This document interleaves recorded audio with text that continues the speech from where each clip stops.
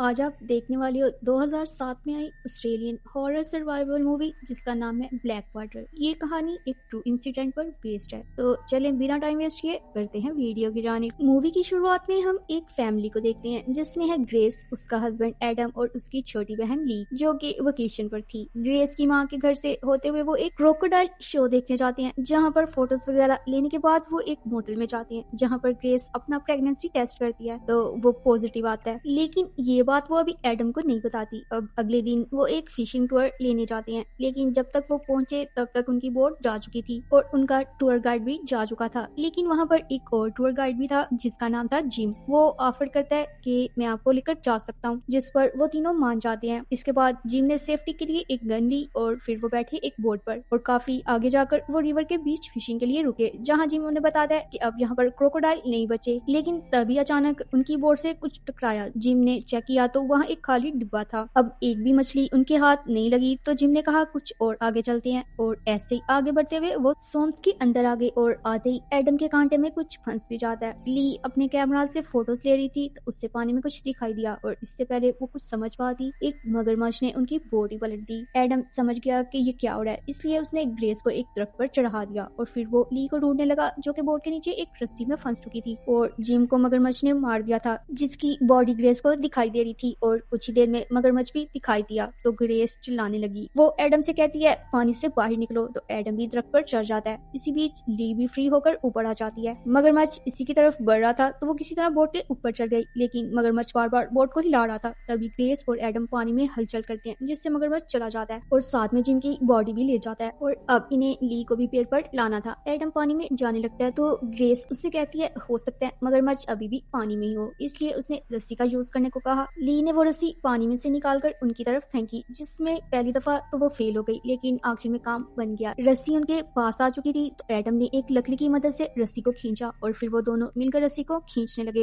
इसके साथ बोट भी खींच जाएगी, लेकिन ये रस्सी कहीं फंसी हुई थी तो एडम ने रस्सी को पेड़ से बांध दिया ताकि उसके सहारे ली खुद पेड़ तक आ जाए। और ये सुनकर ली काफी घबरा गई क्योंकि पानी में उतरना मतलब अपनी जान खतरे में डालना। लेकिन अगर ये इसी तरह बोट पर बैठी रही तो मगरमच्छ किसी भी टाइम बोट को उठाकर उसे पानी में फेंक सकता है। तो दोनों कामों में खतरा तो था ही, लेकिन करना तो होगा ही। धीरे धीरे वो पानी में उतरी और पेड़ की तरफ बढ़ने लगी, लेकिन आधे ही रास्ते में वो पैनिक करने लगी जो कि खतरनाक भी साबित हो सकता था। लेकिन वो सही सलामत पेड़ तक पहुंच गई। उसके पांव पर थोड़ी सी चोट आई थी, लेकिन अब ये तीनों एक ही पेड़ पर साथ थे। लेकिन अब सवाल ये था कि अब वो यहाँ से निकले कैसे। ग्रेस और ली का कहना था कि वो सभी पेड़ पर ही रुकते हैं, कोई ना कोई तो उन्हें ढूंढ ही लेगा। लेकिन एडम का कहना था कि कोई भी नहीं आएगा क्योंकि ये टूर के साथ थोड़ी ना आए थे, वो तो अलग से आए थे। लेकिन ग्रेस का अभी यही कहना था तो एडम ने उससे सिंपल सा सवाल पूछा कि अब तक तुमने कितनी बोट्स को देखा। तो जवाब था एक भी नहीं। और यही तो एडम बोल रहा था कि यहाँ पर कोई भी नहीं आता और ना ही कोई आएगा और बैठे बैठे वो अपनी मौत का इंतजार नहीं कर सकता। उनके लिए यहाँ से निकलने का एक ही जरिया है और वो है ये बोट। पानी में जाकर उसे दोबारा से सीधा करना पड़ेगा, लेकिन मगरमच्छ उसे दोबारा भी तो पलट सकता है, इसलिए दोनों तरीके रिस्की हैं। लेकिन और कोई ऑप्शन भी नहीं है। अब ग्रेस और ली मदद के लिए पुकारने लगते हैं, लेकिन इसका कोई फायदा नहीं हुआ और बैठे बैठे इन्हें मच्छर भी काटने लगा। ग्रेस के पास एक स्प्रे था जिससे कुछ देर की राहत तो इन्हें मिली। ली के पास एक फोन था जो कि डेड था। एडम के पास एक चाकू था और कार की चाबियां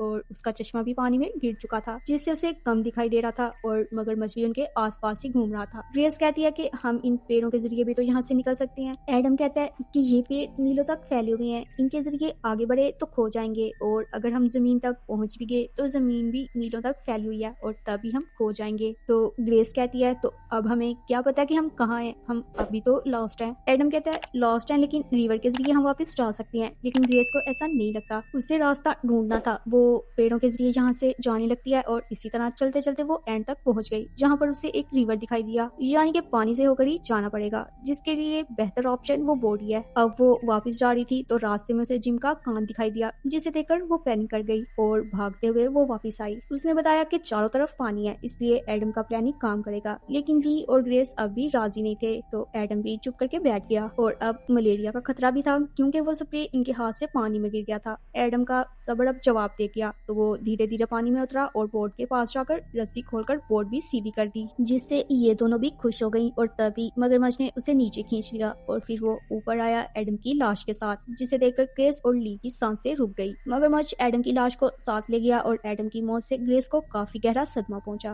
क्योंकि उसने अभी तक एडम को बताया ही नहीं था कि वो पाप बनने वाला है। अगर बता देती तो वो पेड़ पर बैठकर इंतजार कर लेता। ग्रेस नीचे जाकर एक लकड़ी से रस्सी खींचने लगती है, लेकिन तभी मगरमच्छ आ गया, इसलिए ग्रेस दोबारा ऊपर आ गई। इसे लगा कि अब वो सेफ है, लेकिन तभी मगरमच्छ पानी में से निकलकर उनकी तरफ झपटा, जिसकी उम्मीद इन्हें नहीं थी। इसमें से ग्रेस बच गई और अब एडम की बॉडी भी ऊपर आ गई, जिसे देखकर वो दोनों और ज्यादा टूट गई। बोट भी दूर जाती जा रही थी, तो जो भी करना है जल्दी करना होगा। ऐसे ही रात हो गई और रात में वो मगरमच्छ एडम की बॉडी को चीर फाड़ कर खा रहा था, जिसकी आवाज इनके दिल में चुभ रही थी। और ये पूरी रात ग्रेस ने जाग कर गुजारी। अब अगली सुबह उन्हें प्यास भी लग रही थी और बोट भी थोड़ी आगे जा चुकी थी। अब ये दोनों पेड़ के रास्ते आगे बढ़ी। आगे जाकर इन्हें पानी में उतरना ही पड़ा। जैसे ही दोनों पानी में उतरी, मगरमच्छ उनके सामने आ गया, जिसे देखकर ये दोनों वापस मुड़ी, लेकिन मगरमच्छ ने ग्रेस को जकड़ लिया। ली को लगा कि वो मारी गई, लेकिन वो फाइटर थी। किसी भी तरह करके वो ऊपर आई। ली उसे सहारा देकर वापस पेड़ तक लाई, लेकिन उसकी थाई का बुरा हाल हुआ पड़ा था। ली ने उसकी थाई पर कपड़ा बांध दिया और तभी वहां से एक बोट गुजरी। ली काफी चिल्लाई, लेकिन बोट वाले को इंजन की आवाज की वजह से कुछ भी सुनाई नहीं दिया। अब